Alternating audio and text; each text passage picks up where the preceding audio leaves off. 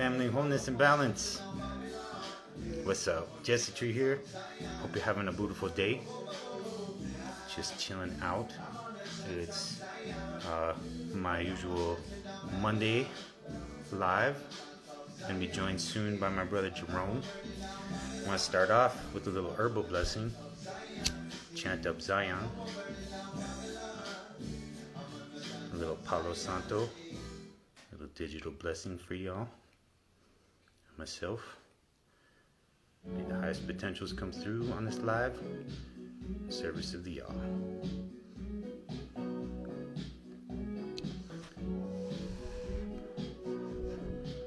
Blessed love, family.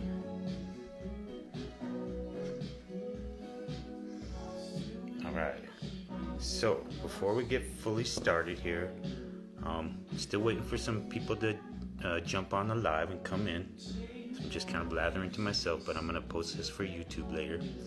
I'm going to get started with showing y'all how to make an herbal salve. So scope it out. Welcome, family. Welcome, Jules. Blessed love. Great to see you there. So I'm here in my kitchen doing a little herbal stuff. You know, I love the Breatharian life, love all that, but it's kind of what I want to go into today is like, this is all just kind of liberation to live other parts of your soul. Like, I'm also a musician. I love to garden. I love herbalism. So here I'm working on a salve right now. I got a double boiler with olive oil, cold pressed olive oil. So you got water in there. That way it doesn't burn the olive oil.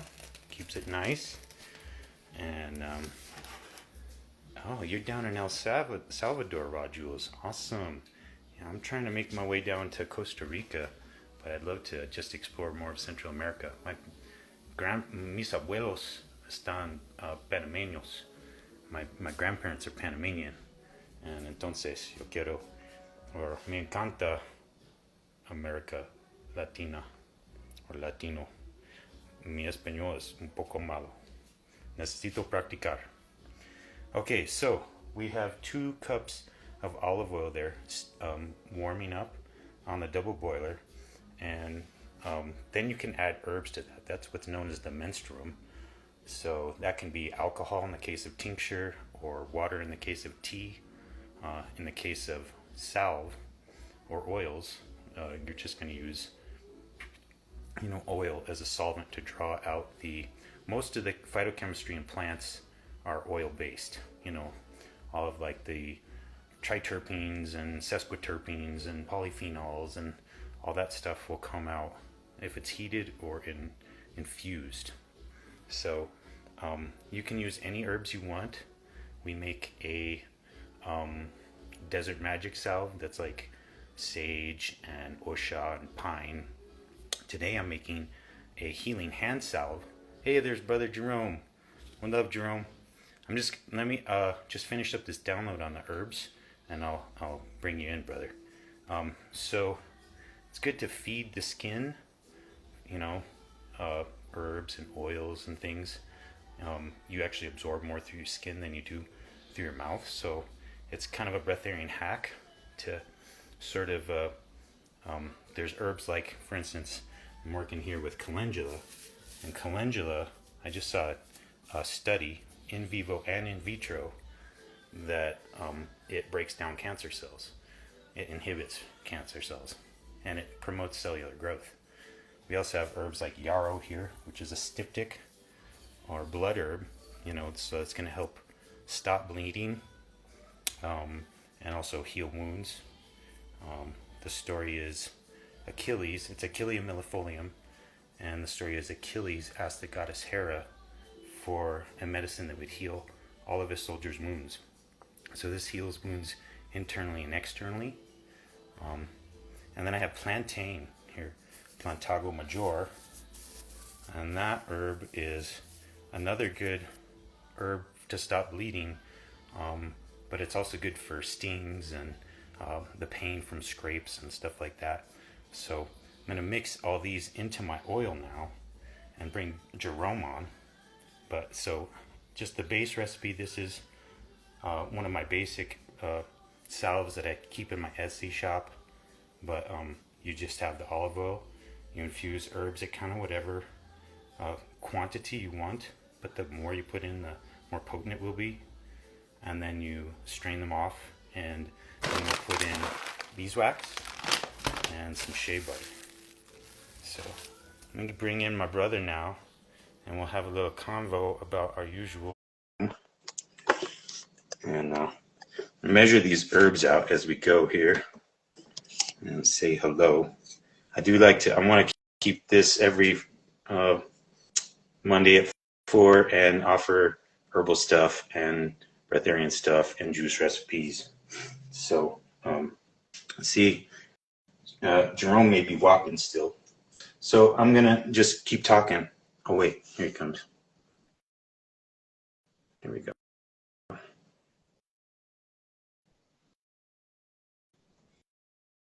And I'm just going to measure 3/4 ounces worth of calendula and 1/4 ounce of yarrow plantain into that and throw it in. I don't know why it's not letting me. I had to accept you, Jerome.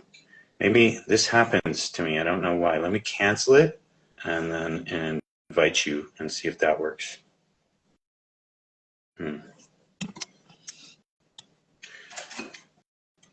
So, there he is. Blessed love, my good friend. How you doing today, Jerome? Doing well, doing well. Great to see you, my man. Great to see you, Jesse. What's up? Everything. Yes, indeed. Did you have a good holy day and solstice and all that stuff? Yeah, we went to a nice event for the winter solstice. We went to a meditation event. It was awesome. Awesome. That sounds great. You know, I don't know if you're aware of those experiments they've done on like random number generators. When people gather in mass and meditate, like crime goes down, and like you know, people make more money, and like all these things happen. Oh, wow, that's awesome. Yeah, that's awesome. It has a real change, real effect on the world. it's the biggest effect. You know, I keep on thinking about this, brother. You know, it's like we direct so much of our consciousness toward the exterior life, you know, and all the juice is on the inside. Everything that you like experience outside that you like is because it stimulates something inside of you, right? So really the whole trip is on the inside, you know. And what if we just focused ourselves inside with the same kind of energy, you know, time, you know, love, and discovered who we were and what we could do through meditation, you know, and opening sort of the chrysalis of our DNA. Yes, absolutely. Inside, I love that. All the juice is inside. That's everything we love is, you know, if you feel love, that's an inner feeling, you know. It's all about feelings. Mm-hmm. Cultivating feeling, sensitivity, and awareness in feeling. Right. I think it's actually the final frontier, as they say in Star Trek. Yeah. You know, it's a space as deep, as infinite as outer space. You know? So, you know, I'm excited. I think that's a futurescape. I think that's where we're headed. I think that's where we're gonna go. Toss these herbs in here. Oops. Absolutely. You know, you said something earlier, Jesse. I thought was interesting, talking about legend of Achilles, Hera. Mm-hmm. Achilles and Hera. Could you talk about that? What was that legend? Well, it was around this herb here, yarrow, and yarrow. It's called Achillea millefolium, so that means Achilles and 1,000 leaves. You know, because it has all of these leaves that like branch and then branch again and then branch again.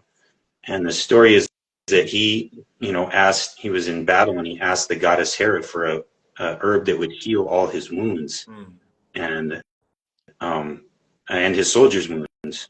And that's supposedly what she dipped him in, the Achilles heel. The idea is she grabbed him by the heel and dipped him in a tea of yarrow. And that's what made him impenetrable and impervious. And then except in the heel. Where she grabbed him by the heel mm-hmm. and dipped him in a tea of yarrow. Mm-hmm. Okay. Yeah. Okay. and it's an amazing healing herb. It's crazy. If you cut yourself, there's been so many times when I'm teaching a class of foraging in the woods and I cut myself, walking barefoot and everything. And you can find yarrow everywhere, and you just grab a little bit and chew it up in your mouth a little and put it on there, and it stops the bleeding and starts the healing like instantaneously. So wow, Jesse, you've read up a lot about mythology, like Greek mythology and different types of mythologies. It's all connected with herbalism. I've been studying herbalism for like 13 or 14 years now, and it's all this stuff is part of like the ancient history and the names and the, and it's really fascinating and profound. Also the connections with astrology, and how all these things connect, like in alchemy to, for instance, our love of music, the octave, that's your 8 chakras, or the chromatic, which is 13 chakra system, which is the Kemetic, alchemical tradition, And so every planet, every sound, every color has associated herbs, associated with organ systems, and it all connects. And so this is why, to me, I'm so passionate about plants as a path to prana, because, they inform, think of it as information, download, that we're like this supercomputer, and that everything we put in is like information. So if you take structured water from a spring, and then like in the alchemical tradition, say I'm trying to make a moon medicine, like medicine related to maybe women's health issues, or associated with herbs that are connected with the moon. I would do that on Monday, Moon Day. I would meditate on it while I was working with the herbs, so that I'm using that energy. It's just got this crystallized spring water, which is like water is more informationally dense than anything else on the planet. And they're looking at the new wave of computers being having water crystals instead of silicon,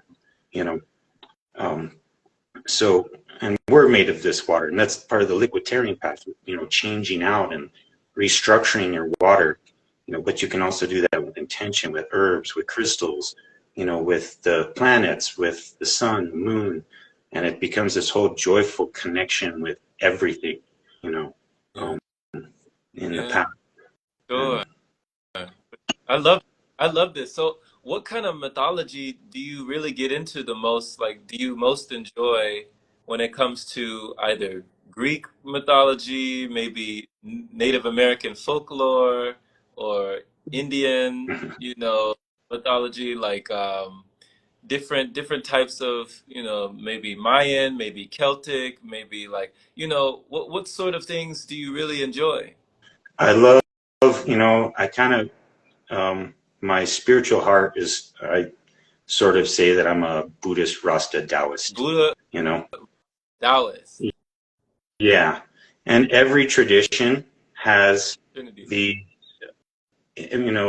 ancient systems of healing with herbs and diet stuff, most of them pointing at veganism, the Essenes. That was something I wanted to talk about with you today, interestingly, because that's something that really inspires and motivates me. And I wondered if you'd heard about the Essenes and the Essene gospel of peace, that was like Jesus's gospel that was taken out of the Bible. It was one of the books they took out. The Ethiopian Bible has like the book of Enoch, and I think it has the Essene Gospels, because Jesus was an Essene. So they were like these mystics, that studied occult wisdom and like lived in caves and grew food and meditated all day, you know. So Um, then, and they were basically looking towards the same practice as Buddhist rainbow body transformation. So that's, breatharianism is just like one level. Like I want to get to that. That's where I want to go for the rainbow body, the you rainbow know, body. turn into straight light, rainbow light, you know. So what would be the difference you would say between like mysticism and occultism? What's the difference? Occultism just means hidden. So there's a lot, mysticism kind of has the same connotation, the mist, you can kind of see, because the mist.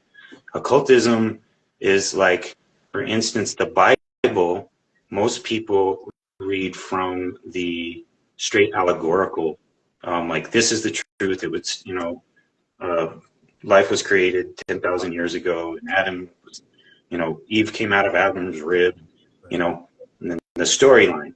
But there's 7 layers of information in the Bible. There's like a medical text, an astronomical text.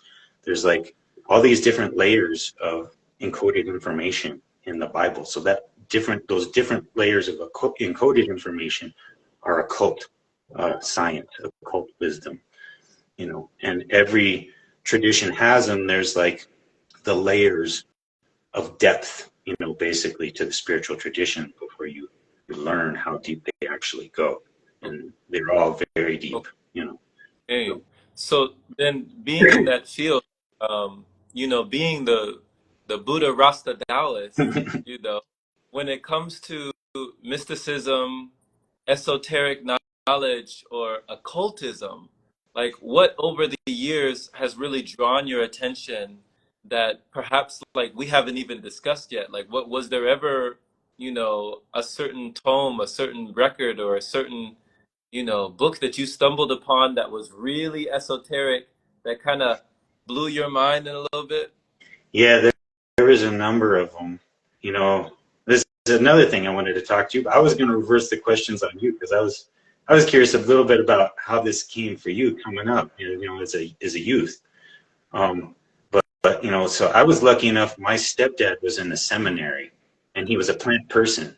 Like he was an amateur botanist, and we ran around all the time. And he was like spouting botanical Latin in my ear, and I just wanted to skateboard and video game and play rock and roll. Like I didn't care, But I was getting a little early training, and he was open-minded enough that they wanted me to go to church, but I was like, I'm really kind of more inclined to Buddhism. I knew even when I was like 11 or 12 or something, I'd see like kung fu movies and I'd be like, oh, the Buddha, It would just like call something in me,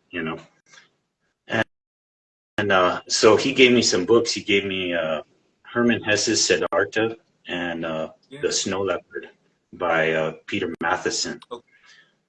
And so he would like encourage me and fan those flames, and then there was another book. I got into my early kind of plant path started, in the way most people do, is just like smoking weed when you're in high school,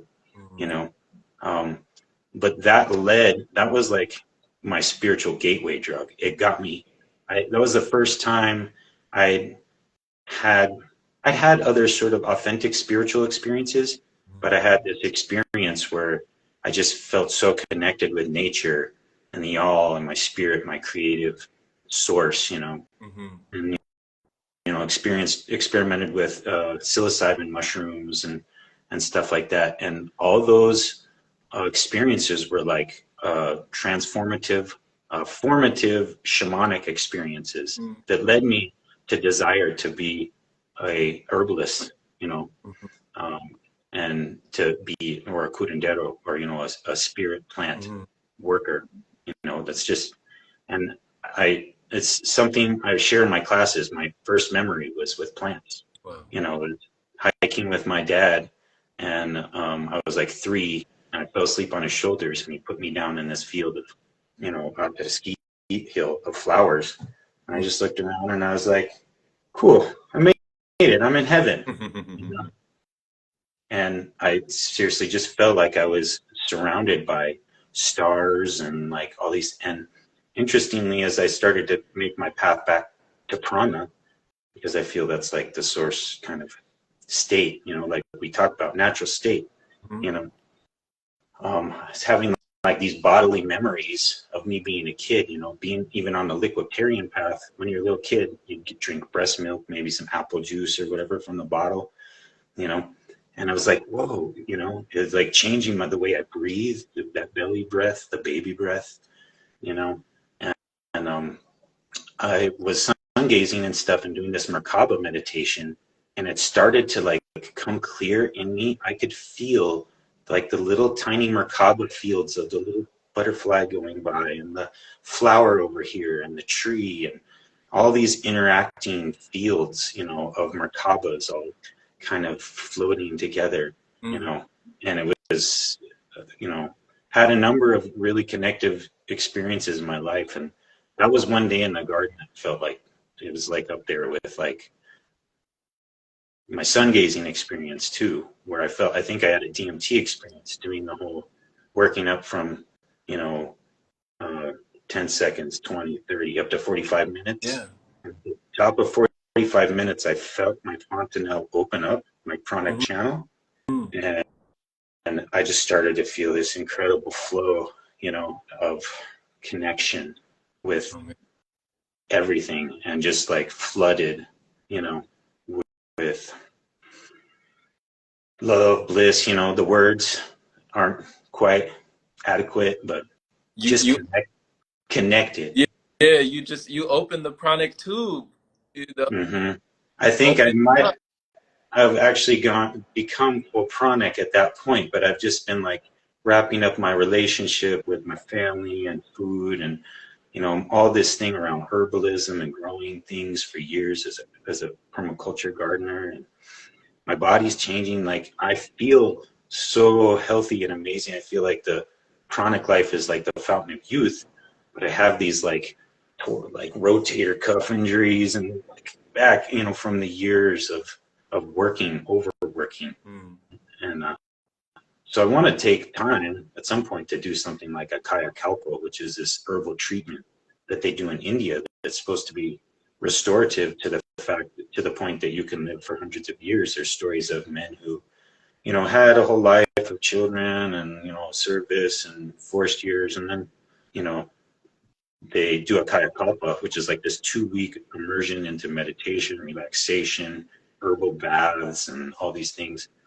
And with oils, Ayurvedic, science.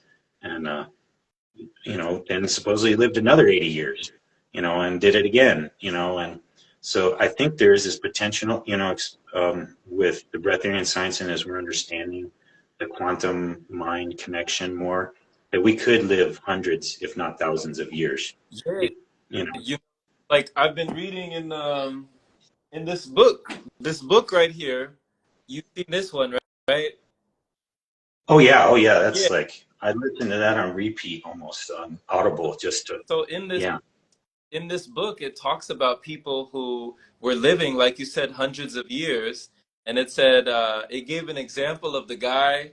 It said his hair grew back. His hair went from black to white to black again. And then Mm-hmm. he grew 4 sets of teeth, it said. It grew, yeah, it said, in 1566, Numes de Cugna died in India at the age of 370. He grew 4 new sets of teeth, and his hair turned from black to gray 4 times. Now Mm-hmm. that's just amazing. Like when you hear something like that, the average person is like, no way, like no way, you know. There, there is also a Taoist herbalist who was in news. I think it was Newsweek or Times or something. Back in the 20s, being 276 years old. And so that's where some of this herbal path, can help lead to that life extension. Some of the things like cacao, like help with stem cell production, but things like dry fasting or doing a long fast, 72-hour fast or more on water, your body will, because your body makes stem cells, but it kind of holds on to them. But if you get into those deeper fasts, it starts to release them. Right, right, right. You, those are like the basic building blocks of rebuilding your body, physically rebuilding your body. And like that, there's that thing too of the science that Tom shared to you and I, and Nabia too, I think, of how scientists have now shown that you do actually absorb nutrient from the air because you're pumping thousands of liters of oxygen. So, you put some food in, but you're constantly, all day, and you're getting pollen and dust particles. And they found this out because people on the shores had higher concentrations of, they didn't need iodine supplementation because the seaweed that was decomposing was in the air and they were getting it through their breath. So all the little bits are fitting together more and more. The science is all coming now to support the breatharian lifestyle, and, but the thing that I feel very guarded about, feel like my duty is in the breatharian community, is to make sure to guide people into this in a way that is nourishing. This is not about deprivation. This is about building through other resources, energy, taking care to feed yourself the right foods, to like make that transformation, get those nice waters in there, and think of it as a path of self-love. That's what it is for me, and I know it is for you too. And we want to emanate and share it from that place that love yourself, don't, because some people get in, it's really common with the grind, mentality and just our overall culture of to be self-deprecating and like negatively oriented. They say the human mind has something like 67,000 thoughts a day, and like 57,000 are negative, most toward yourself, The negative self-talk. Yeah. The negative self-talk is a big one. It's a big one, for sure. It gets so people, so many people definitely afflicted, with the negative self-talk, maybe even addicted to the negative self-talk. It's interesting because I don't remember. Did you mention any of those esoteric books or anything that you had stumbled upon? Oh yeah, so the esoteric books that really, here, I'm gonna go grab them so I make sure I get the titles right. One is from the Taoists, the Divine Farmer, and they talk in the first page about the Bigu state, which is the state of Breatharianism, and this is the ancient. They don't even know who wrote this book. From the Taoist tradition, the Divine Farmer's Materia Medica. Whoa, and can I take a screenshot? If you're not a plant nerd, it might be a little bit boring, Okay, awesome. I got it. But I mean, and then there's so many. Another one. This wasn't so much an esoteric book, but this got me started. Got piles of books, brother. Spiritual Nutrition by Gabriel Cousins. Beautiful. Because he talks about, all of the, lineages such as Ayurveda, Taoism, and the chakra system and Kundalini awakening, Breatharianism. There's a whole chapter on Inedia in there. And these really cool accounts of like, there was like some rabbi guy who was an Inedia, and like the Nazis buried him in this cave behind this wall, and they thought he surely died, and they went back for him, and he was still alive, and he freaked him out. He scared the crap out of him. It was kind of cool. He was so there's alive. He was still alive. Yeah. So there's like cool stories like that, of real people, different like a lot of like Christian mystics who just went into ecstatic states and released food. They just, kind of got in a bliss union through prayer, and just released food, or I don't know if you know about that lady in Ethiopia right now. She's young. She hasn't eaten food in like 19 years. Wow. And she just like serves her family. She just cooks, and all vegetarian, like she knows, and so I think this is actually our ancient heritage, and we're all waking. It's like we're waking up. The light codes are coming in from the sun, and as we're getting closer to the galactic center, that DNA and our pineal gland are transmitter receivers, Mm-hmm. and your skeleton. This is part of what's in the esoteric traditions, but it's also in the spiritual nutrition book of like your skeleton is a superconductor, a semiconductor, a resonator, and I forget what else, but it's a carbon silica crystal. So those are one of the only things that can keep time, piezoelectric and pyroelectric. So has this electric property, and it's fun. All of it is there, and it's like that was the thing for me as a herbalist. I was studying all these herbs and spagyrics and alchemy, and I was just seeing as I went on. There's like a quote from Paracelsus, I think, where he's like, "You can abandon all medicines and just fast for a day. Fasting is the highest." And all of the ancients, like Pythagoras and Paracelsus, and they all went through a 40-day fast before entering the schools of higher knowledge. That was like their initiation, like their rite of passage. Yeah, Okay. The 40-day fast was like initiation. That was like the beginning stages. and 40 that's what days. Jesus did the same thing. He Right. did the 40-day fast in the desert. Okay. Where he kind of met the devil. You reckon with your demiurges. You reckon with your root chakra base urges. When you fast deep. When you fast deeply. So, And speaking of which, Jesse, when you're talking about wrestling, with demons or wrestling with the devil, there's a there's a book by Napoleon Hill called Outwitting the Devil, and that book, well, you've read that book? I know of it. I've read a lot of his books. That's one on my list. Yeah.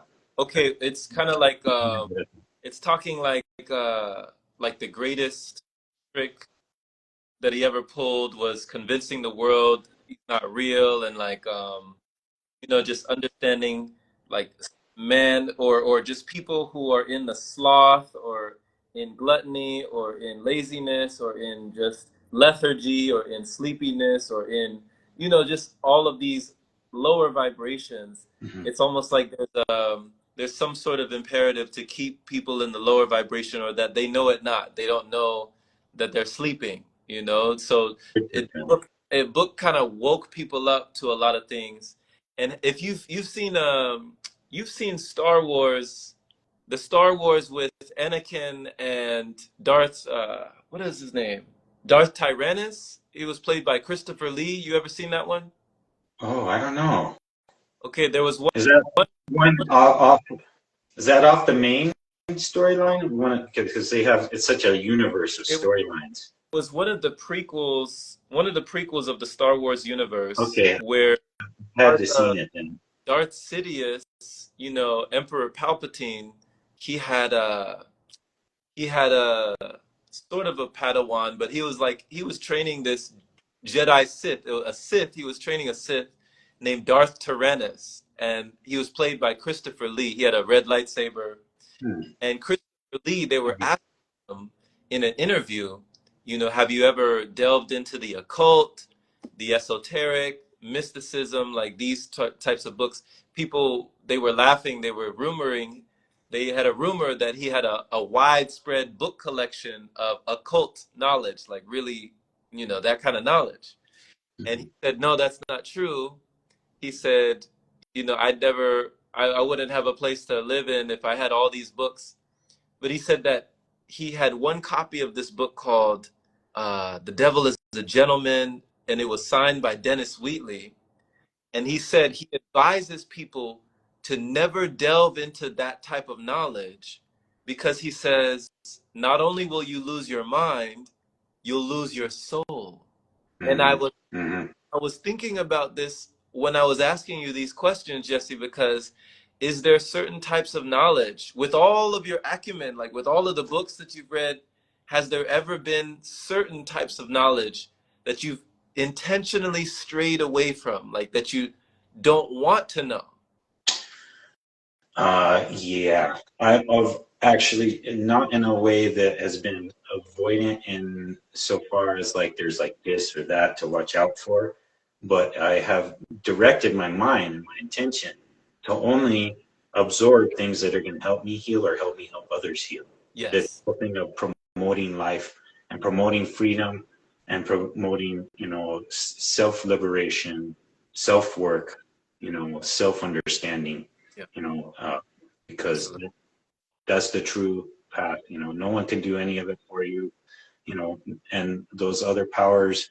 I know there's like, Aleister Crowley. I didn't read any of it, but do you know of him? Alice. Aleister Crowley? Yeah, he was an alchemist. He was like a Freemason, at the, I forget, his time period. I think it was around the 1900s, but he got into the esoteric dark arts, you know, and um, there's ways of like mind manipulation, just basically all things being mind. You can increase the power of your mind. You can use your mind to manipulate the reality. And that's what I see a little bit going on that, I feel like people should be aware of, in the common day where there's so much concentration on the law of manifestation and manipulating the environment and the universe and the mind connection to your own advantage That, and ends. yes. That's That what I was I asking. think So, that's a toe into the dark arts right, because right. it's that self-grasping, self, instead of realizing what I see in Breatharianism, which is that you are always provided for by nature all around you, that everything is working in your favor, Mhm. not against you, that you can release control. The control is the dark. That every time you want to control someone else, you control your this or you control. That's it expressing. There's this need, that we feel inside. It's part of the dark and the light have to be there together. Like even cellular division, the cell rips apart, it separates. It's that separation consciousness, and then it makes new cells, and then it does it again. It's painful, and we have to be in touch with the dark because it's part of life, Okay. right? Okay. So, but understanding it as a part of you and as a part of life, and not using that self-grasping, manipulative um, motivation. You want your motivation. It's one of the primary things we work on in Buddhism is forming the proper motivation. You know, Right. the motivation to help all Right. beings. You Right. know Right.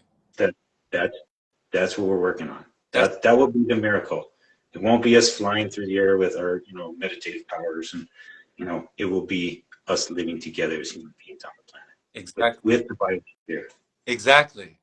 Exactly. So when you're talking about, not like it's the right or the wrong, but the light and the dark, the yin and the yang, the Mm-hmm. yang. Mm-hmm. When you're working with both and you're saying you need to be in touch with the dark, someone else can say, I want to be in touch with the dark, but it sounds like they might have a different definition or a different meaning when they say that they're in touch with the darkness versus when Jesse says you need to be in touch with the darkness. So when you say you need to be in touch with the dark, like what do you mean exactly?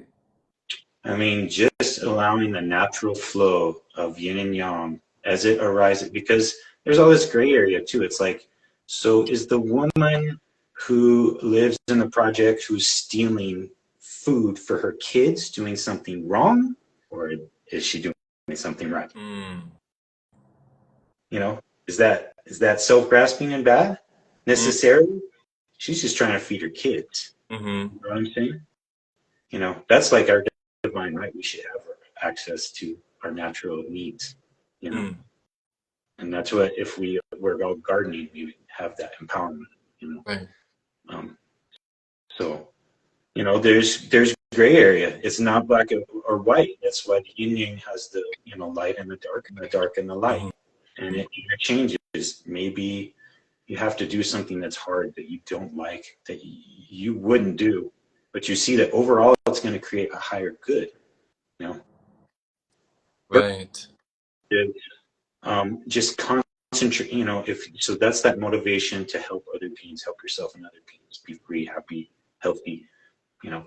But if you have that motivation of, I need this, I need that, I'm with lack, you know, that lack consciousness, like, I don't have food, I don't have money, I don't have my need, I don't have a partner, you are complete all by yourself, Yeah.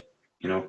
We need, Yeah. Yeah. need to grow into that again, into our integrity as adults, you know, to be powerful creators, to be like, I own everything of my life, you know, and my vibration and how I feel. I can be by myself and be happy because I have made friends with myself, Mm. and I can be in a group Yeah. and be happy because I'm not trying to put on a show, you know. Right. Thank you. Thank you for just showing the difference, like gray areas, the black and white, the yin and yang, the light and the dark. I appreciate you, Jesse, just for like illustrating and differentiating and showing us like the thin line between, but also how we can play, you know, in both realms and both worlds, and how there's nothing wrong with that. Because I know that, you know, if somebody were, I mean, to challenge you, of course, there's a lot of love inside you. We've been with each other. We've hugged each other. There's a lot of love inside you. But if it came, you know, protecting your family, I know you'd be more than capable of doing, you know, anything to protect your family. You know. That's Yeah, I mean, I don't see violence as ever good. As a Buddhist, I would even seek to not. But there is a place where you have to put a boundary for yourself Mm-hmm. or others, and you need to. Your no is like a universal cosmic protection, but you have to defend it. And if you don't, your no will not be honored. You know, you have to make that no serious in your mind. You know, and there's lots of places we need to say no right now.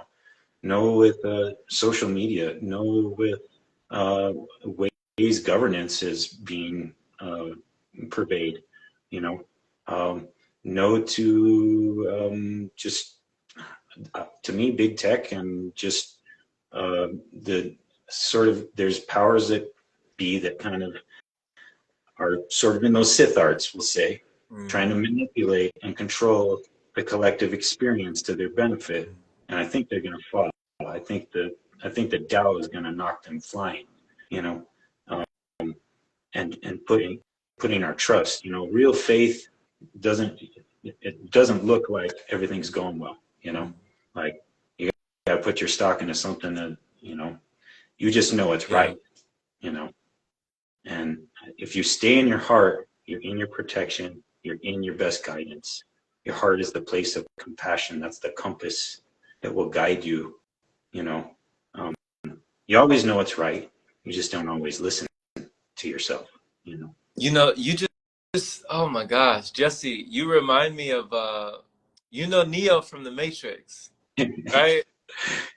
There was Yeah. there's a scene in the Matrix where Neo is having a conversation with the Oracle, and you know, the Oracle, she offers Neo a piece of candy, and he's like, you know, you're the Oracle. You know, she's offering it to him. She's like, do you want it? You know, do you want a piece of candy? He's like, if you already know if I'm gonna take it, then is it much of a choice? If you already know if I'm gonna take it, like, what choice do I have?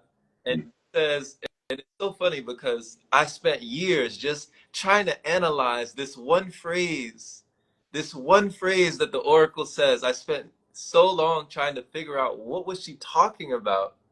She said, you've already made the choice. You're here to understand why you made it. And then just, you know, he proceeds to take the piece of candy. And later on, you know, he's battling Agent Smith, and Agent Smith is just knocking him down. He's just punching him, and he's just, ah! And he just keeps getting up, and he doesn't understand, you know, the computer program doesn't understand why this human condition, this seemingly sufferable human, is just continuing to persist. And he asks him, why? Why, Mr. Anderson? Why do you persist? And he says, do you remember what he said? uh, it's a choice. Because I choose to. Yeah. I Yeah, this is reality transurfing. Do you know about reality transurfing? tell me, tell me. This is something developed by some people in Russia, but it's kind of along the whole lines of what do they call it? The Mandela effect. Do you know about that? That there's potentially multiple timelines going on simultaneously. Like the Mandela, it refers to when Nelson Mandela was in prison. Many people remember that he died in that prison. You know, history says is that he became the president. You know, the first president of Zimbabwe. You know, there's other things like that. Like people argue over the logo of Fruit of the Loom, Mm. or whether it's Jif or Jiffy peanut butter. And that, but because we create realities with our mind, when we all buy into a reality together, we concretize it more, and that becomes like a timeline that we all slow down. You know, but there's these other timelines that are happening where consciousness has already put in energy, and then you can choose timelines. And so every choice you make all day changes your timeline. Whoa.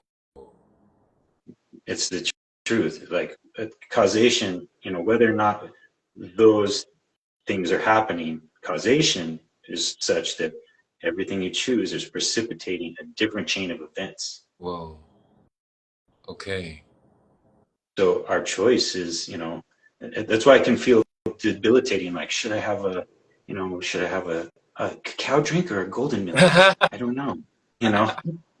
Ah, Is it that complex? every little choice Every makes a ripple. little one. Of the oracle said, if like, that's what they talk about in Buddhism, of like your karma. You may have some circumstances arriving right now, like I've been good, I've been working on my family, my business, my heart is in the right place, and then you get hit with calamity, and you're like, what the fuck, Your karma is ripened. That's karma from before. You've cleared the way because you're cleaning yourself up. Now it's coming in. Wow. And you gotta just, there ain't no way, to do it, but to go through it. You just gotta, no way out. Just go through. And that's that time where it feels dark. And you gravitate to dark thoughts, and that's where you need the light the most. That's when you need to remember that, you're carried in the arms of Jah, in a way of speaking. That the universe loves you and is tending after you and cares about your benefit, because it took 4.5 billion years to get you to here in terms of that chain of causation. So you're valuable. Every one of us has like a earth mission we're here to do. In the arms of Jah. In the arms of Jah. I love that. I love that. It's just as if on cue, who just joined us. Yeah, there's Nabiha. What's up, sister? She just joined. She just joined. Maybe she'll join. I'll invite. I don't know what she's got going on, but we'll bring her on. You're welcome to join if it's in your flow, sister. Yeah, wow.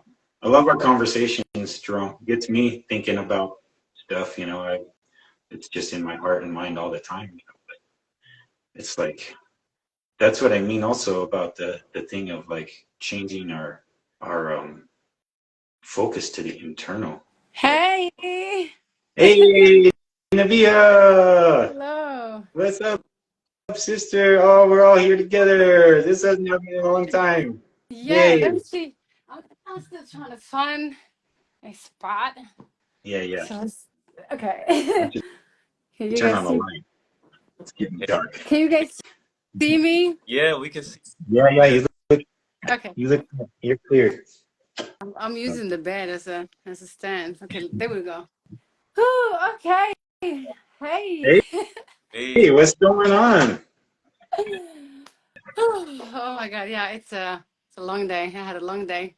It's one of those, huh? One of those Yeah. days. Yeah. That too. It's like, I mean, yeah, one of those days. I don't like when I'm in circle, go in circle, circle, circle, and then nothing is done. I woke up 6 a.m.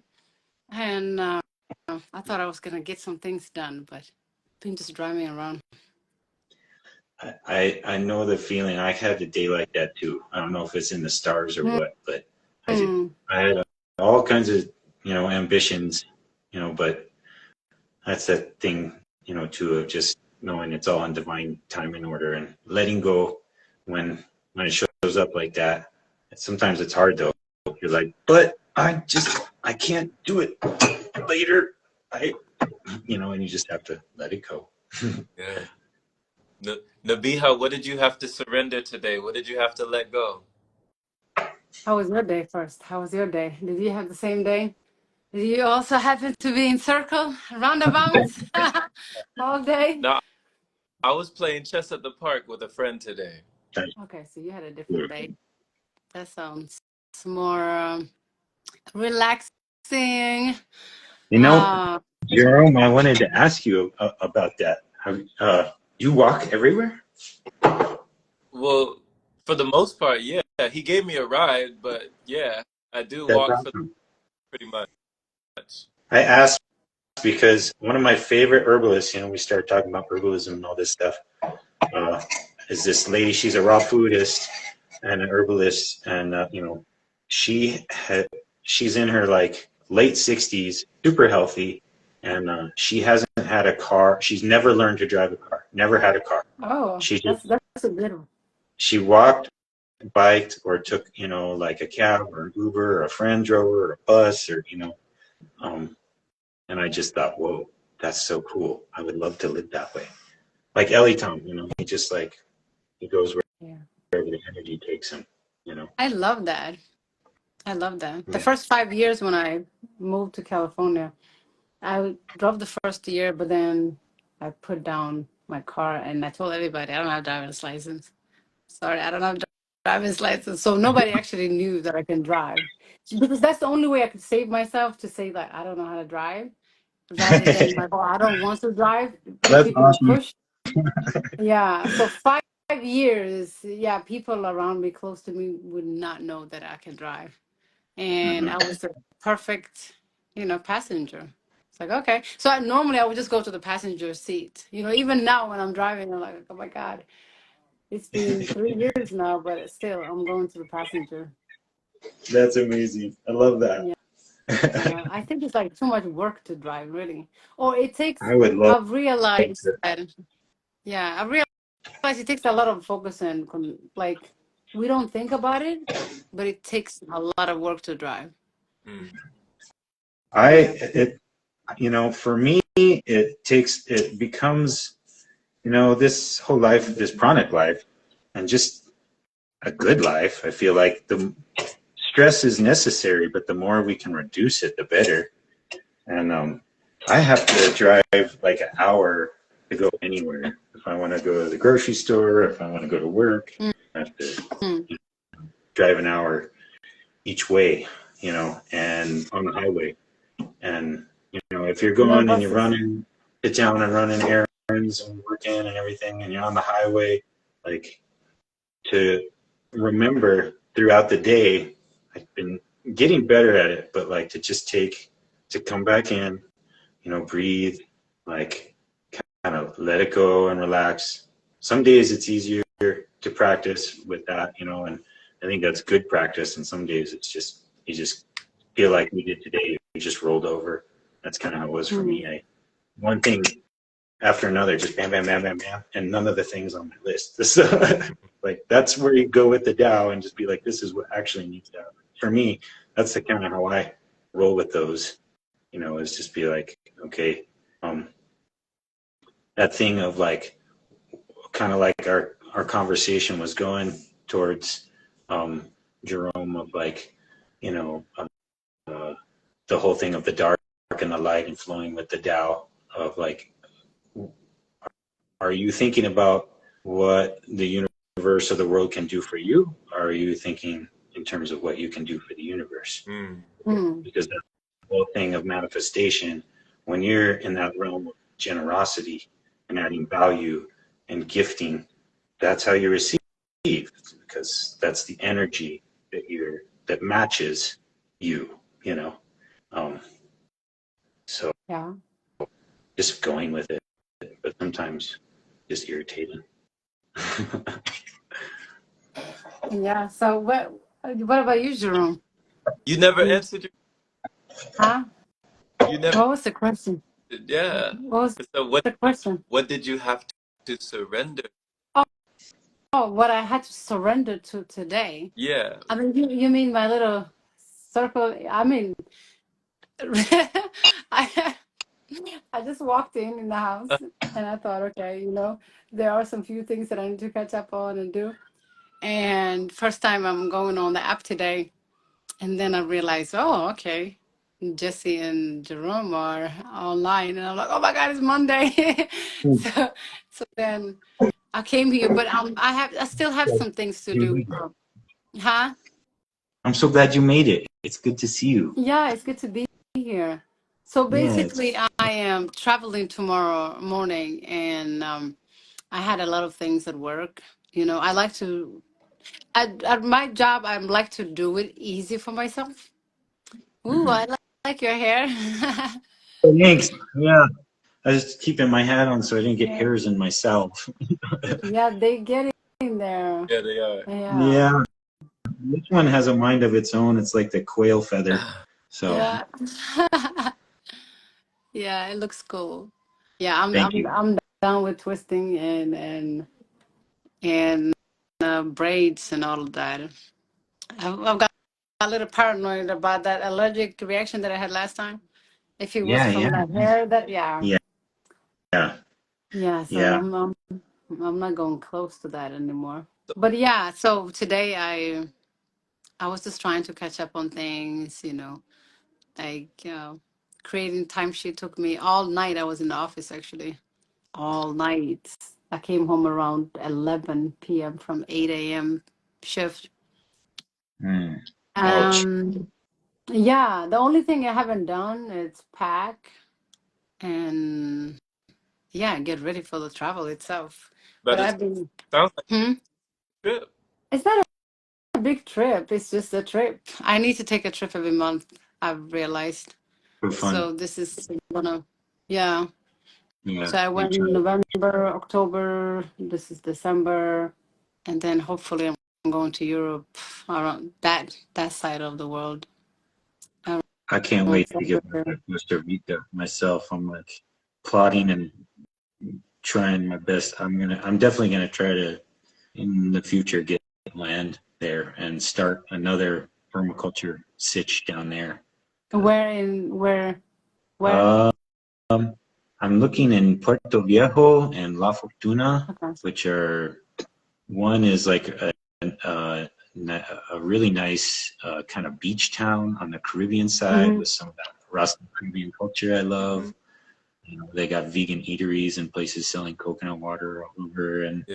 Nice. great surfing, and you know, um, it's a good vibe. And then La Fortuna, there's all kinds of like waterfalls and Ooh, I love that. lake, and there's a big volcano, and you can grow coffee and cacao up there. And Mhm. I don't know, something shifted for me when I went down there, guys. I'm like, uh, I don't know. I fell in love with the country, but I just felt better than I have in a long time just being there. And I think some of it was the sun, Mm. and the moisture and the air and all the life, all the mana and the prana of the life there was just like, it just fed my soul, just to see flowers dripping everywhere, monkeys and, the Monkeys. beach. Yeah. And, yeah, it was, I just, my kind of primal side just wanted to run into the forest, but there's vipers in there, so I'm glad I didn't. Yeah, But We live in a magical world. I'm Puerto Viejo. gonna, Yeah. I stayed in Puerto Viejo. We stayed with Tanya and I. yeah, yeah. Oh yeah, it's nice down there. Did you experience a lot of mosquitoes and stuff like that, or was it um, pretty nice, like enjoyable, just all overall? So the place that Fabi was in, the Oh place yes, the place Fabi was in, in Kahuku. definitely a ton of mosquitoes. Yeah, I wanted to go visit him on the street, but I couldn't. That was a ton of mosquitoes. There were a ton of mosquitoes. But where I was in Puerto Viejo, it also was a yeah, actually there were a ton of mosquitoes. There were more mosquitoes where Fabi was in Hmm. the more jungle. Yeah. But where I was in the hostel, I was in a hostel and they had these bunk beds on top of stacked on top of each other. And a lot of people actually spoke German in the hostel. They spoke like Russian Oh and yeah. German, different places. It was right next to, I think the place was called Juice for Life or Juice something. It was a yeah, like a Rastaman in there. He was dancing while he was making the juice. No. But in the hostel, they had mosquito nets in the hostel. So Yeah. you could cover your bunk bed in the mosquito net, and they also had, the sprays and everything like that. But it was a lot. It was a lot of mosquitoes for sure. Ooh, Yeah. no, I don't want to go. Yeah. That's kind of interesting. That was another thing I was wanting to talk with you about today. Both of you guys, it's just on my mind because it's just been more prescient in my own consciousness. Like the Breatharian path is this wonderful liberation, but it's become kind of like it's like my normal everyday, and I feel myself shifting and feeling like my body needs less, but I'm still habituated to what I've been doing. But whatever the case, I'm seeing much more now that it's like today, for instance, I broke my fast. I've been trying to do at 1:30 because the midday is best for digestion because I've been feeling that like it's too hard to digest even juice. And uh, but I was like, man, I gotta stop what I'm doing and like have juice now. Then I gotta clean up and like I was like on a target, and I just see that the breatharian path liberates you to like really just have fun and do whatever you want. Like if you can release yourself, that's what I think Eliton was talking about most at our last retreat with him, Jerome, was that whole thing of give yourself permission, like really do whatever you want, like in this Because why world. not? Especially if you're guided I'm with a compassionate just heart, like, like you're not going to hurt anyone. You're just going to have fun. yeah, and I mean, logically, I just don't see why. Yeah. I I used mean, to, why restrict yourself? Why punish yourself? Why? Yeah, I mean, like you're just creating another energy, right? Like, why can't you just create like a I think for myself, there's like, this one hand, this like golden aim has been in my heart since I was like a teenager of like Buddhahood and all this like liberation and these thoughts, that are they have some validity of like moving towards your goal, but realizing you're already there at the same time, right? because they're And so, moving is an illusion. I think The- that's, as I was approaching this lifestyle, had that mentality of like, this is the high height of spiritualism, and I just see it as just normal, it's just what everyone's supposed to live in. It's just normal, and so it doesn't have like that seriousness in my mind, and that was one of the shifts that happened in Costa I Rica. love Like, that. that's also all I want to do. I just want to play. I want to play Yeah, music. I want to make gardens. I want to play herbs. I want to hang out with people, surf. That's what I want to do the rest of my time, hmm and work on that rainbow body transformation we were talking about. Jerome, just spend lots of time digging into my, what is this experience, this inner consciousness? Where, what depths, of feeling and experience can we have by just paying attention to our feelings? Mm-hmm. So I gotta let Bodhi dog in. Here's Bodhi dog. I saw your cat Yeah. there too. I know you saw him. You saw, let's see. He Yeah. was creeping up, yeah, sneaking. That was awesome. Yeah, Jesse, I think, that's the part of the journey that's, when you realize that liberation, that freedom, that you don't actually have to, you can do whatever you want. You know that, right? You can do exactly Yeah, whatever whatever you want. just that And it's like, thought is juicy, right? I mean, just that alone, that's something available for all of us at all times. yeah, yeah, that's the freedom about this whole thing. But again, when we create it into a concept, into a thing that we are doing, and now we are achieving, and now we are going somewhere, that's what I'm Yes. saying. The illusion is in that movement. Like, what makes you think that you're moving towards something in the first And it place, kind right? of and it kind of messes up the fun of the flow of I the can't do it even if I try. I just experience. can't do it. Yeah, Huh? that's awesome. Well, that's why I And love it's you, like, because that's why you're one of my friends. Because I've got that in me too. I just I put a lot of artificial pressure on myself in fatherhood that I'm just having trouble releasing. That's something else I've come into awareness about. Is ideas in my head of what it means to be a good dad. I haven't showed. I totally have. Like my kids are in their 20s now. I have one who has issues, but he's sorting them, and he needs to sort them out. And I need to liberate myself from his needs. And it's like that was my free choice would be to guide my kids well, raise them up good, and give them everything I could, and still on beyond their childhood into their whole lives, I'll be there for them.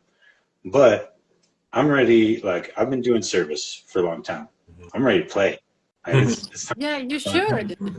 You didn't come here to yeah. live for nobody else anyway. And it's like, you, You- you don't bring children here to guide them throughout, all their life, you there Yeah. for them, but there are certain times it just stops, like, okay, I showed you the road, I showed you the way, and this is it. I can't hold your hand throughout the whole thing. Then I wouldn't even have kids. There's, I can't hold nobody's hand all their life, you know? I would choose to not have that. So and don't create this drama up in your head, because nobody's holding your hands telling you how to do it either, right? If your mom and your dad was gonna teach you how to be a parent now, and then the cycle will never end. It will never mhm. end. Well, And that's that guilt feeling, that would destroy you. that's basically what you just described is kind of like the cycle of samsara that Buddha talks about. That's what happens. It's like you end up doing what your parents did, and they do Hmm. what their grandparents did, and it perpetuates like these thought forms that don't serve any of the generations. And It's so, it's just you an know, it's just a the stupid idea, empowerment, really, to hold on to things. Yeah, the because empowerment have of you the seen youth also? to move beyond, the limitations that I have inadvertently, you know, uh, imprinted on them as a father. It's just like it's inevitable. If you're a parent, no matter what you do, you're going to imprint impressions on your children, Yeah, and you do your best to create positive impressions, but inevitably you're going to create some damage. You know, I mean, by your most of the own, times. unless you have done the deep work of really debugging yourself. Mm. You know, but most of us are just coming around to it in our 30s and 40s. This is Yeah. this is good for me to hear. I need to listen to this. I mean, yeah, really, it's like the parenting thing is the burden, that guilt feeling, that feeling like. But I think as a parent, you have to let go of thinking that you have to hold someone's hand throughout their whole life. That's like, now you're living for other people. We can't even figure out my own. How can I figure out other people's life? So the best thing you can do for someone that needs your guidance is really just teach them how to uh, be self-sufficient, Mm. really, not By like, okay, working on hey, you're gonna yourself. depend on me. Yeah, like, you can Yeah. provide this for yourself, you can do for yourself, and that requires you letting go of helping them sometimes. Because when It, you are giving helping hand all the time, then they won't even know they have a hand on their own, like they can do something on their own. So it's much yeah, more don't. modeling, and I feel like I have moved beyond it. My kids, Jeremy, my son who suffers from autism spectrum stuff, like he could totally live here. He knows that he could stay here. There'd be blush. I'd feed him all the best food. He could just hang out. But he was telling me that the other day. He'd rather live in his car and work, washing dishes and go through that struggle because he feels there's more growth there than being here. Yeah, let him. And I totally do. I mean, Yeah, that's what we've been doing for the last couple of years. It's yeah. really Like I hard mean, like for they should. my wife to let go of her mothering instinct to care for him. And there's been times when it's actually served very well that she showed up in his state, to be there and support in ways that fathers have a different connection with their kids. And I've always wanted to actually kind of like, I wanted to train my kids like Jedis. I wanted to give them both the nurturing and the rough, As it should. uh, Life is not gonna, pat your to get back. them prepared for all of that. And it's like all relationships. It's always you get involved, and so this is another thing with the samsara thing. Um, as the way the suffering starts to perpetuate is like you're young, you connect with someone, like it feels pretty good. You don't know, you're just feeling it out. I know with my wife and I, we were just like playing music and smoking weed and going to the forest, and like we're just having fun, you know. And of course, we're having sex. Now we're pregnant, you know. Um, and you go in. We're like, okay, let's deepen this relationship, and we have lots of connection and stuff, but there are ways in which we are grossly incompatible. Like the fact that she eats meat all day and I'm like a vegan over here, and it honestly gives me a low level stress. It's constant. That's part of the suffering, and that's something I need to just let go of for myself. I need to stay in my own lane. She can do whatever she wants to do. That's not my purview. Yeah, she can do But whatever she wants to do. 100%, I will want her to. If she wanted to live this lifestyle, I want her to want to live it with me, But she don't, and that's I'm having to process that, and let go of my preconceived ideas and conceptions about our connection, and honor. She also has a healing path she needs to walk, and we're just in that age right now where we need to regrow into ourselves in relationship to be of benefit to each other, so that we're not like in that all these things show up with like codependency or different negative forms of relationship, when relationship should be freeing. It should feel enjoyable. It should be fun. There should be love. You should be able to go through hard stuff together, and so all of these things are like a constant growth. We're constantly growing into ourselves, not knowing where we're headed. We just becoming. There she goes. Hi, honey. Hello. Yeah, there's so many different angles of life, right? Yeah, and your relationship with your kids, your relationship with your spouse, your relationship with your parents, it's constantly changing, and so you can't hold someone in a. That's what tends to happen is you have like this connection and this attachment to something, this person, or what used to be, And I know that I went through that big time, and releasing all of that, in the process of releasing all of that to, honor her for who she is and honor myself for my natural, and not shaming myself for being upset, if I'm like, she's cooking bacon and I'm like,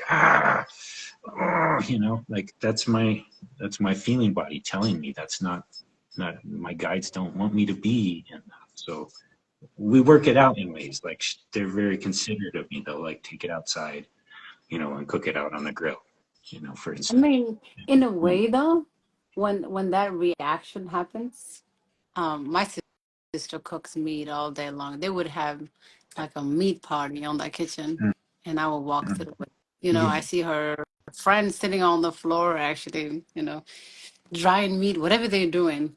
So I don't feel any type of way. yeah. I don't feel angry. I don't feel. It's for I me, don't feel any it's type of way. just baking.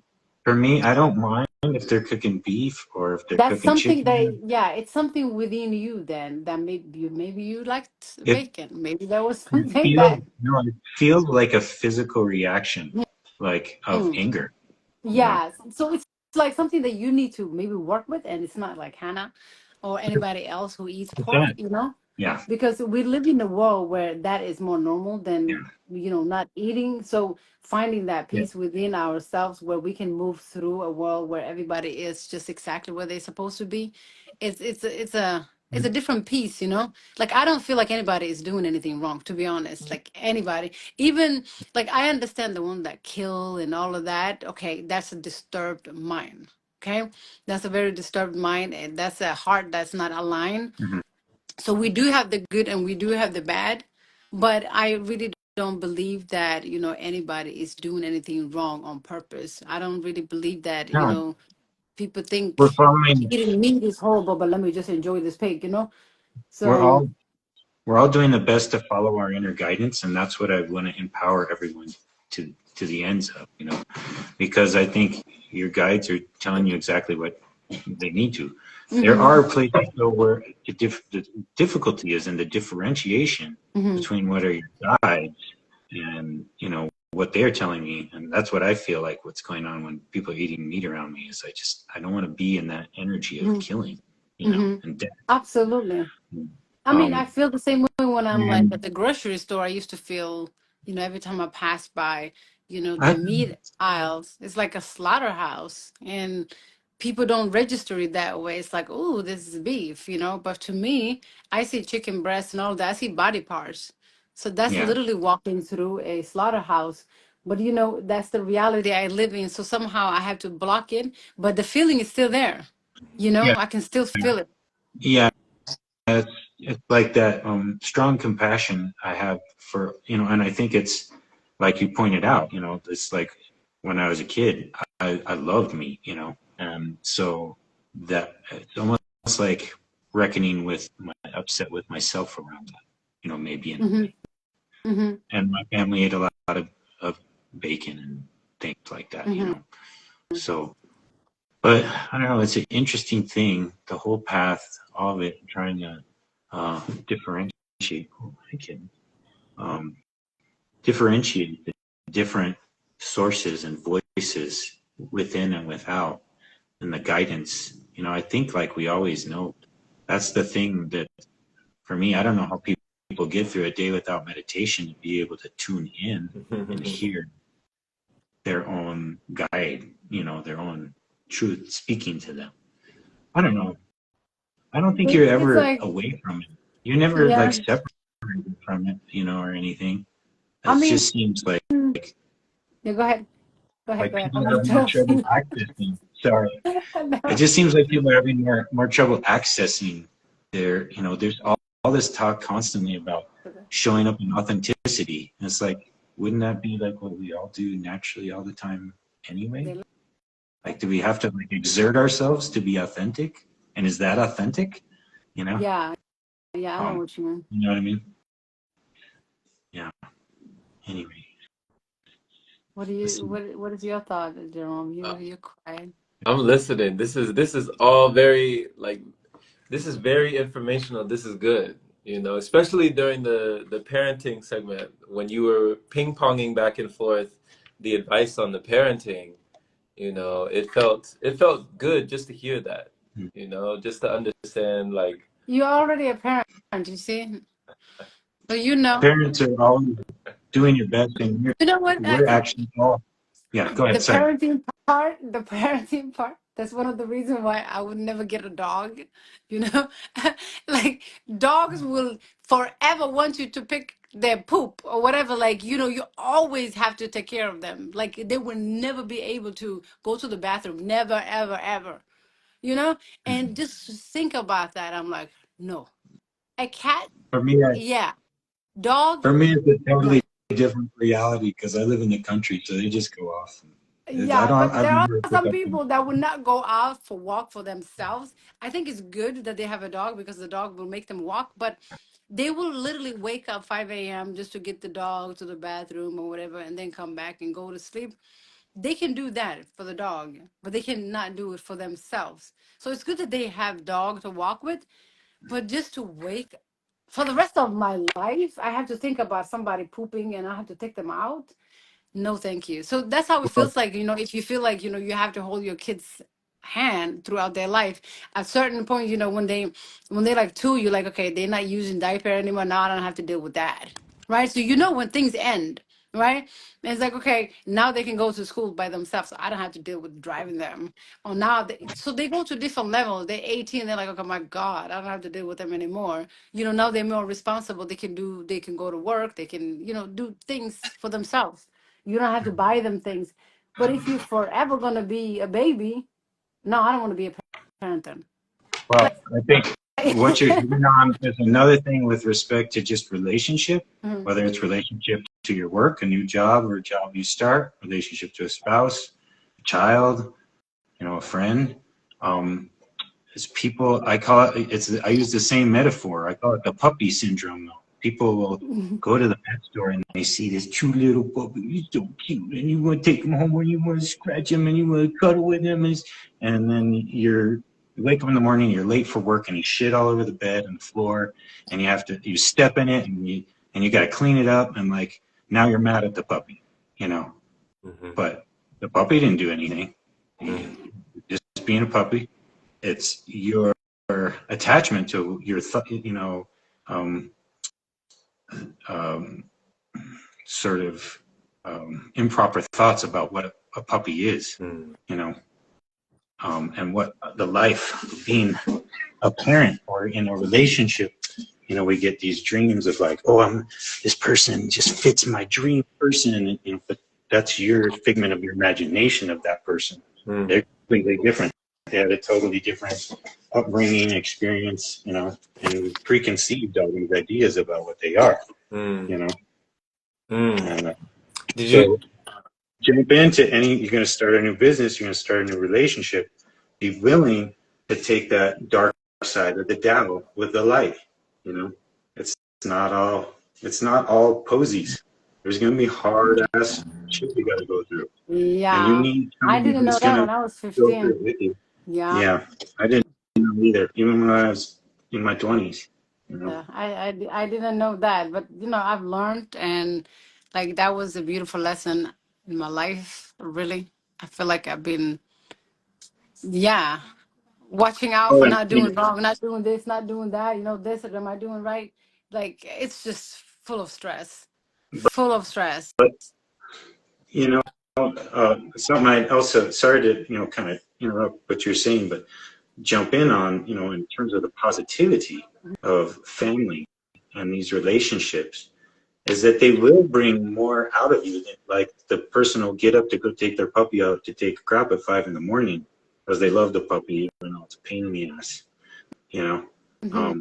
that's you show they in the military they call it the buddy system. Hmm. Yeah, you'll do more for your buddy and your people than you will for you, and that's part of our natural inclination as Buddhas. I think that we thrive. Hmm. We're happy when our efforts make those around us, more happy, empowered, strong, in integrity. You want to be surrounded by that, and you want to promote that naturally. You know, Yeah. so Makes um, it makes sense. It makes sense. just Make as long as you jump into it with that awareness and you work on your relinquishment of your attachment of how it goes, you know. Yeah. Um, Yeah. Yeah. Just don't get what else too can we caught up do? in it. Yeah, yeah, it's like that's just what it is. It's just the game of being alive, Yeah. but Yeah, but we have this to figure out. I haven't figured my life out. So I think, children too, they have their own journeys. It's like, okay, now you have your own ride, you go and drive, and let me be yeah, in my vehicle. Yeah. And we're infinite beings with infinite karma, so it should take more than one lifetime to figure it out. Mm. You know, I Yeah, mean, that's what I was gonna say about the more, meditation. When you say, yeah. how can someone go a day without meditation, right? Mm-hmm. So if you think about it, when I always describe people like cars, and then you wake up to you being the driver. So when you are the driver, you will realize that you will drive, right? You drive, you will drive to your I want to destination. try. So every day, every day you will know, like, you're behind the wheel, you're driving. So you will set your intentions on where you go, blah blah blah. Look at Jerome. He's smiling. No, He's he's happy. imitating whatever I'm doing. But yeah. So that's what I was saying. So people that do not know how to meditate is just people who do not know that they are the drivers. So if you don't know that you are the driver, you won't go for the car to drive every day, right? You just be the car. Well, yeah, and most people take that mode of reacting to their life. Hmm. It's just like circumstances showing up, instead of responding. That word responsibility is your ability to respond. Hmm. You know, Hmm. Exactly.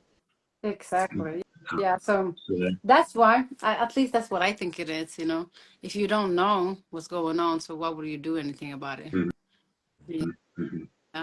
Yeah, that's why we don't need self-driving cars, so we can have this metaphor. Self-driving cars. People, Yeah. yeah, I people think got we the have a idea lot that of they're gonna. self-driving cars. I think there's Too many. this idea that people are gonna like make all the money on the internet through AI, and they won't have to work, and they'll have a self-driving car, and they'll just like they don't have to do anything, and just like Yeah. the cells ripping apart, Jerome, and the pain of you're that having growth, fun. we gotta have that. We gotta have that Yeah. difficulty. When it's hard, it's because you're growing. You know. Yeah. What do So you have to say about that, Jerome? I see you bored. Y'all have something. You have something against self-driving vehicles? yeah, man, down with the robots. No. You ever looked on the highway? You ever seen an 18-wheeler and look in and see no driver? Oh no. No, Yeah, I haven't. I've They seen it. got those Yeah, now. yeah, they've Oh. been out. They've been out. Yeah, yeah. Carrying cargo down the highway, no driver. San Francisco, I think the majority of the cars are just self-driving. Yeah, You would just yeah. see people on the passenger side and nobody on the driver's side. Rocky sent me a video. She was in San Francisco. She sent me a video. She said, Jerome, you'd be amazed. She said they were so confident. This is what she told me. She said they were Oh, so confident. She said they were better than actual people. I believe It was, that. yeah. They don't even make no mistakes, and if if you cut them, they won't be mad. So yeah, they're actually more Get all patient than emotional. human beings. Yeah. It was I mean, if adjusting. we can trust human mind, I don't see why we wouldn't trust a robot. Interesting. Mm. I What think do you they're have to more say? reliable. I, Yeah. I I think don't they're know. more I I don't see know. reliable than Justin. a The human. gears are turning Not in me. Justin. Not me. I ain't buying it, man. I ain't buying it. No way. He This said, is the highest tech you're "Oh." gonna get. I'm When sorry. It's did you see his reaction when you said that? but no, He said, no, It's the mm. no. same thing. It's the same thing as, meeting a human being in the middle of the forest. Like if I met a man just walking towards me or a bear, I would be scared of the man. Well, AI doesn't scare me. What scares me is the narrative that people are feeding the AI, and some of the things that the AI is extrapolating are things like human beings are bad for the earth, you know. And so, what's not to I turn mean, this I'm with that starting emotive, to like be. reasoning? Like they're like, oh well, yes, humans make bad things happen, so we just get rid of them, and then you know, um, who knows?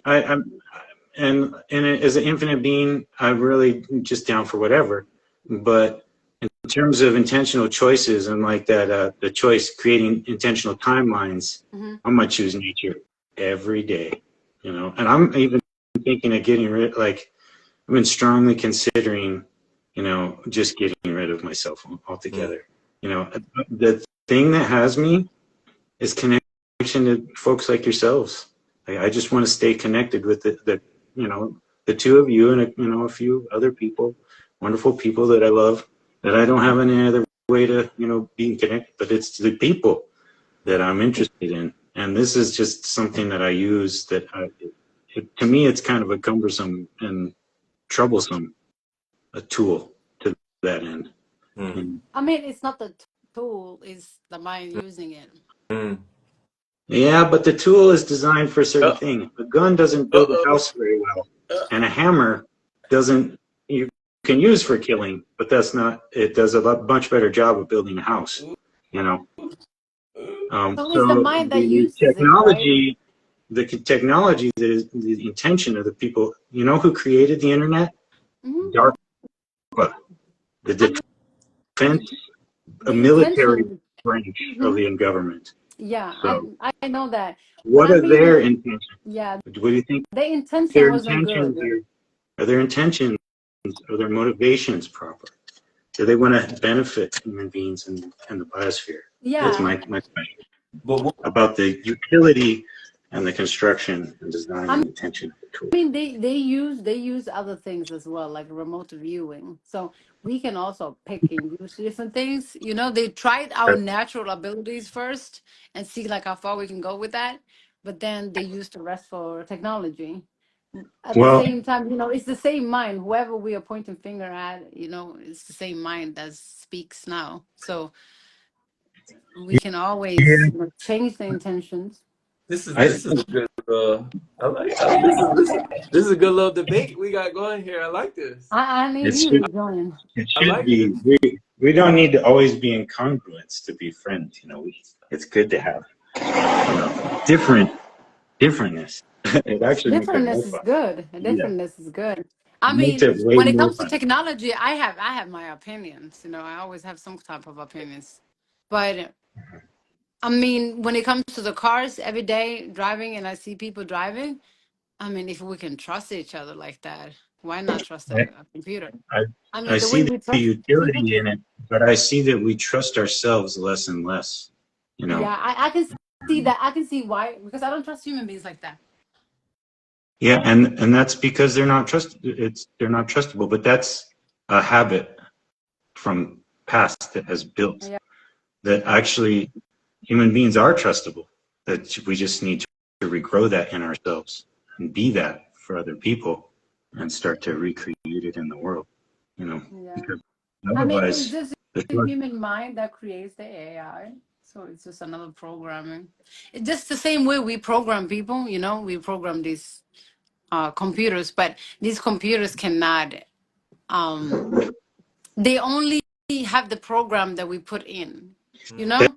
So, that's what so I think. somehow If if you we're tell gonna, them like to drive good and you teach them just that, they would just do that. that's what I think. If we have created, so the difference between intelligence and sentience, if Mm-hmm. we've created sentience through technology, then we need to care for it like a child with love and Yeah. not as the way we commonly think of things is in utility. How's it going to benefit me? We talk about this in our herbalism classes all the time. Would you go up to your grandmother and say, what good are you for me, grandma? What use can I have out of you? You know, but we talk about plants like that. We talk about tools like that, businesses. It's an orientation of thought, of what can I get out of this, instead of cultivating an awareness that you're always supported, and developing an eye to see the support that's around you all the time, Mm-hmm.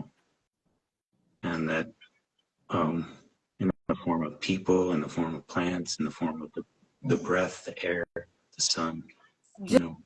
John is bored. So You need to talk to him. What are you talking about? What do you He's mean? doing everything I'm doing.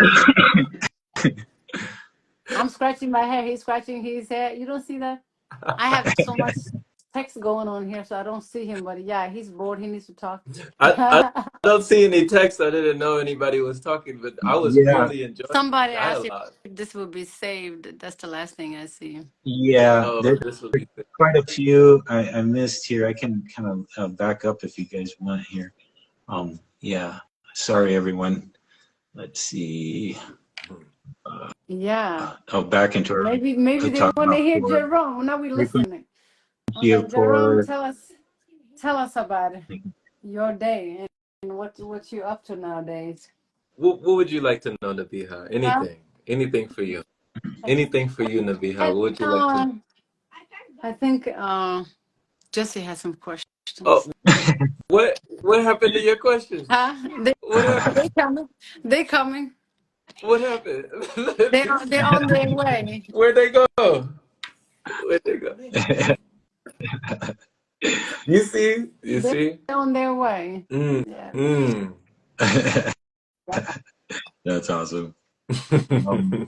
I mean, there's infinite questions. It's it's so fun to like share and talk and dig into like each other's ways and lives and stuff. I feel a little bad, like I'm hogging the living room, that my wife might want to Oh, cook dinner pretty okay. soon. Okay. I want to wrap it up pretty soon. Either way, Gotcha. for her Gotcha. sake, because I'm just, I don't know. It's It's dinner. It's nice not for me, but bacon. It's okay. It's just. yeah, no, I don't know what she's making tonight. All That was good. lunch. Yeah. Okay, family. Well, I guess maybe we'll just wrap it up here. But thank you guys so much for joining. It's been a lovely and wonderful conversation as always. Always. Love you Always. guys. Great to see you all. Thanks you all for joining. I hope you all got something from this. I'm sure there's some nice nuggets. I loved everything you all had to share. Always Yeah. do. And thank you both for being just like, I love that you're unafraid to like, come to, even if you, like you said, don't agree all the time. I love that you're unafraid to challenge, It just, like you always say, Jesse, it's juicy. It's It's juicy. like I got love in my heart for Nabiha, like one of my best friends in my life. We're completely he's a Marine. He's like, like he's so different from me. But every time I see him, I'm just so grateful that man is my friend. Yeah. And so if we don't attach to our views, then it doesn't matter. We can disagree all day. And if we come from that heart connection, and if we develop that for all humans and all beings, imagine, that's how we're going to get through all the damage and the trouble and the trauma and the war. The war is inside, and the war is with each other and the little things in relationships. We clean I would it up. be really concerned if we didn't disagree.